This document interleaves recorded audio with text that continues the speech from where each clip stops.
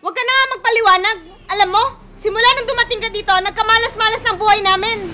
Nay? Pwede ba? Lumayas ka na lang? Kung wala ka rin naman magandang naitutulong dito?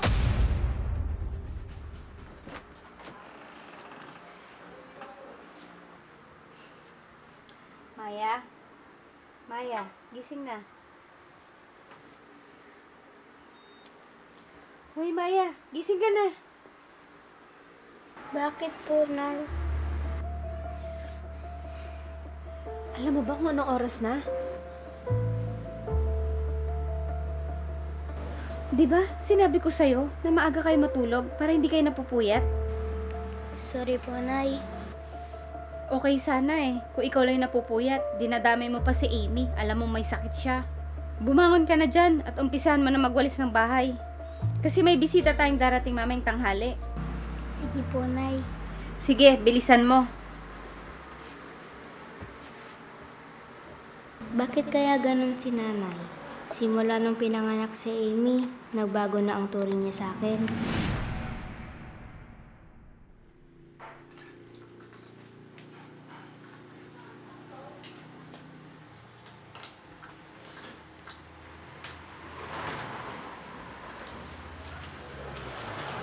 Amy, anak.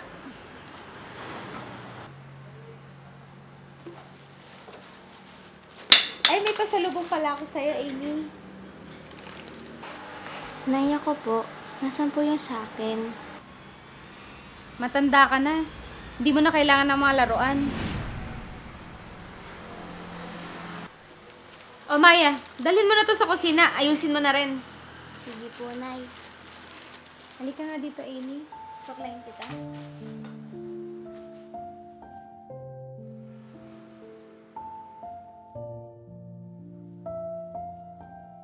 Siguro, nagtatampo lang sa akin si Nanay dahil hindi ako nagising na maaga.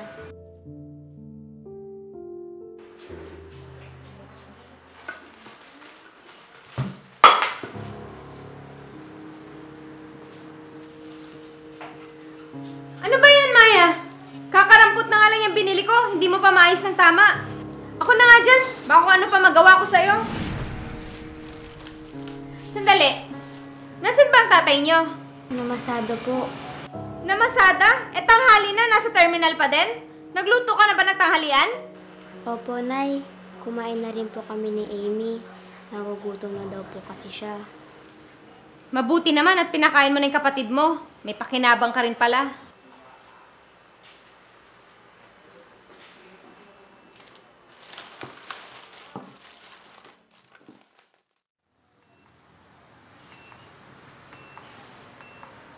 Mga anak, Tatay!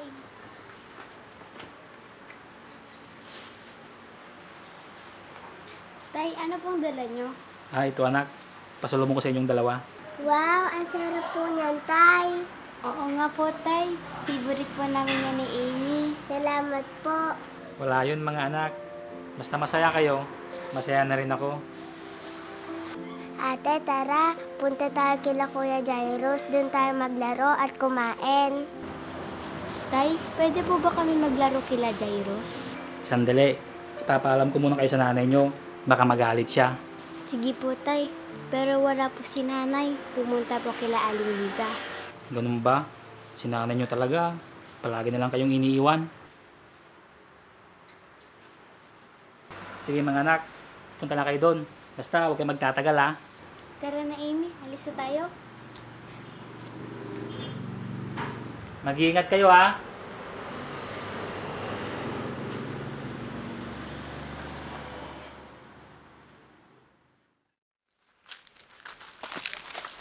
Ate, huwag na lang po tayo punta kila Kuya Jairus. Doon na lang po tayo sa plaza. Ano? Baka pagalitan tayo ni tatay. Kila Jairus ang pinaalam natin. Sige na, ate. Saglit lang naman po. Sige na nga. Basta, sandali lang tayo, ha? Opo, ate. Thank you. Amy, sandali lang.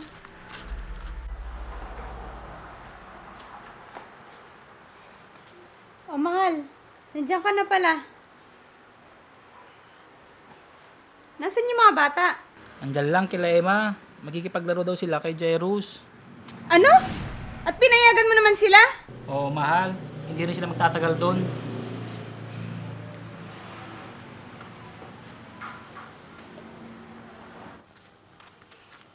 Emma? Emma? Emma? Wala yatang tao. Yan na nga ba sinasabi ko sa'yo eh. Nasaan kaya sila? Alam mo may sakit si Amy. Mahal, subukan natin sa plaza. Baka doon yung mga anak natin. Mga anak mo lang. Isa lang yung anak ko doon. Si Amy lang.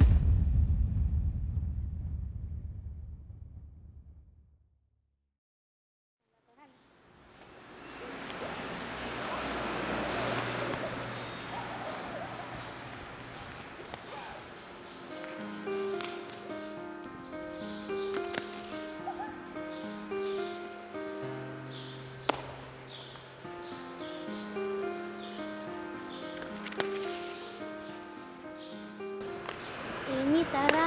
Pagod na ako.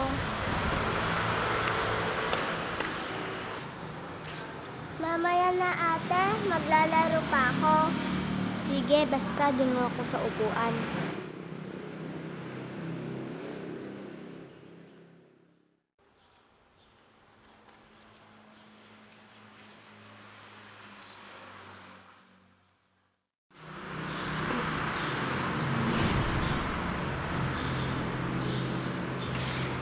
Ate, hindi po ako makahinga. Ano? Halika muna dito at umupo ka na. Ayos ka lang ba? Uy, sila oh. Amy! Amy! Ano ginawa mo sa kapatid mo? Wala po, Nay. Bigla na lang po siyang hindi makahinga. Ano? Di ba kabilin-bilinan ko sa'yo? Alagaan mo yung kapatid mo? Ba't mo pinabayaan? Pero di ko po siya pinabayaan.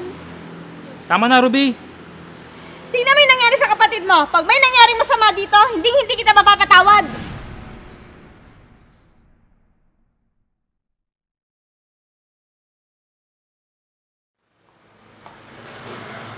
Nay, Oh, kumusta yung lakad mo, anak? ayos lang po, Nay. Nag-enjoy po kami ni Ate Maya. Mano po, Nay? Nag-enjoy ka ba, anak? Hindi ka ba napagod? Opo, Nay. Nag-enjoy po kami. Huwag po kayong mag-alala. Hindi po ako pinabayaan ni Ate. Alagang-alaga po niya ako. Aba, dapat lang. Tara na sa kusina. Nagluto ako ng paborito mong ulam. Talaga, Nay? Tara, Ate. Sakto nagugutom na ako. Sige lang, Amy. Susunod na lang ako. Tara na.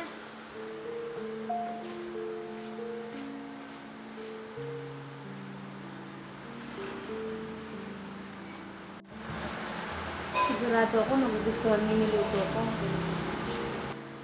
Bakit kaya ganun si nanay? Siguro hanggang ngayon, galit pa rin siya sa akin dahil sa nangyari noon kay Amy.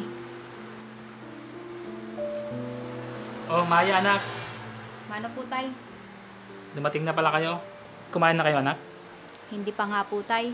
Tamang-tama, anak. Bumili ka ng paborito niyong ulam. Talaga, tay? Sige po, magbibihis lang po ako. Sige, anak. Bilisan mo para makakain na tayo.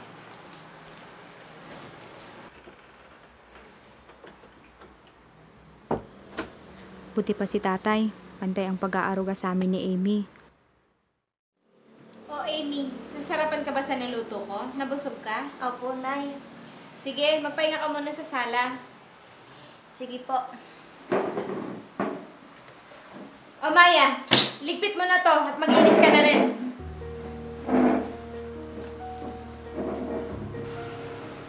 Opo, nay. Bilisan mo lang at marami ka pang gagawin. Sige po, nay.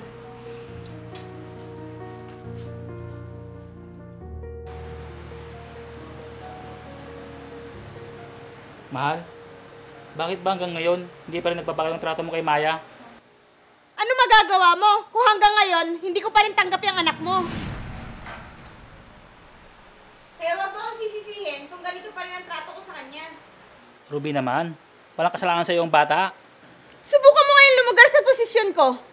Nagpakasal ako sa lalaking alam kong walang sabit. Tapos bigla-bigla may pupunta ditong babae, may dalang anak, sasabihin anak niyong dalawa? Di ko rin naman alam. Nagbuka pala kapag kasama namin noon. Tsaka matagal na yun. Binata pa ako noon. Ikaw na ang asawa ko ngayon. Kahit gusto kong hindi magalit, hindi ko magawa. Lalo lang ako naiinis pag nakikita ko yung anak mo na malakas. Samantalang yung anak ko, hindi ko alam kung hanggang kailan siya malakas.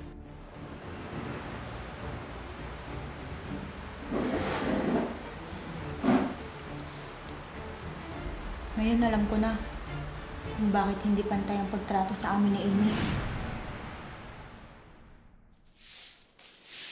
O Amy, dahan-dahan lang sa pagbabasa ha. Huwag mo masyadong damdamin. Baka makasama sa'yo. Opo ate, nabasa mo na ba ito? Pagkatapos kong basahin, basahin mo rin. Ang ganda kasi. Sige.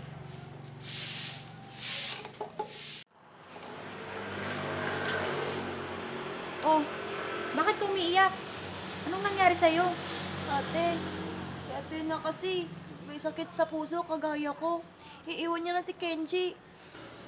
Amy naman, tantanan mo na nga yan. Huwag ka nang umiyak. Yang puso mo. Ang unfair kasi ate. Bakit ganun? Sandali at ikukuha kita ng tubig. Ate, hindi po ako makahinga. Ano?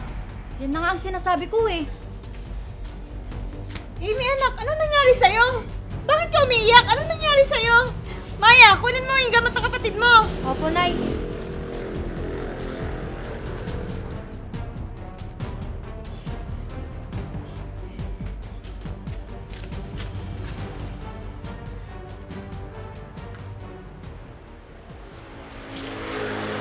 Ano na naman ba yung ginawa mo sa kapatid mo? Nay, wala po. Bigla na lang po siya hindi makahinga.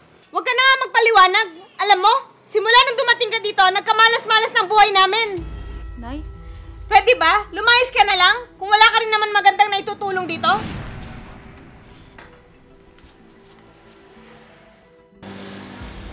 Nay, wala pong kasalanan si ate.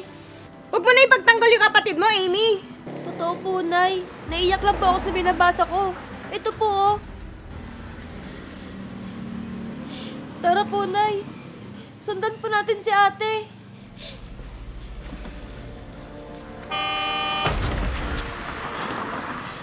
Maya, anak! Maya! Ate! Maya, anak! Ate! Maya! Ate! Maya, anak! Gumising ka! Atawarin mo ako! Amy, humingi ka ng tulong, dali! Bilisan mo! Anak! Anak!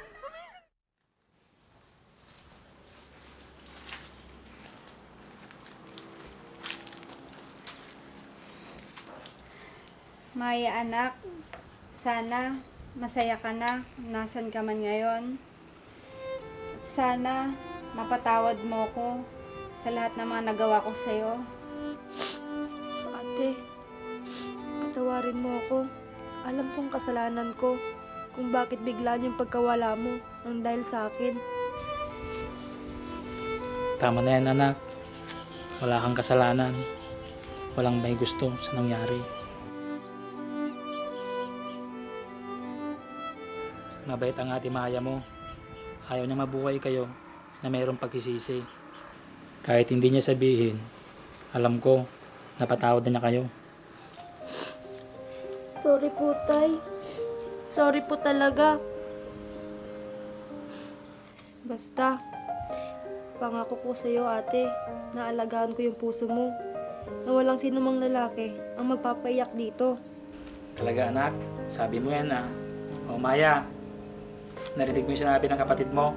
Pag nagkanobyo daw, dalawin mo daw siya. Tay naman. Tumigil na nga kayo.